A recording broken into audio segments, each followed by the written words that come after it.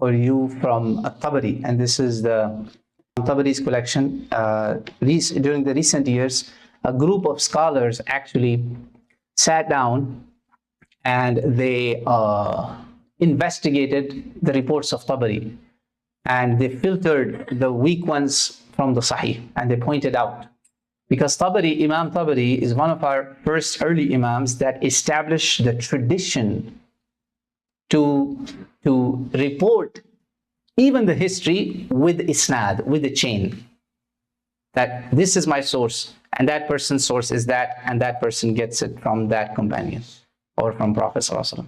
So he left the chains and he said, for the students of knowledge, I am leaving these isnad open for investigation. He told people. So your job is not to just take everything and anything in here. In my collection, take the authentic. And scholars, mashallah, this ummah,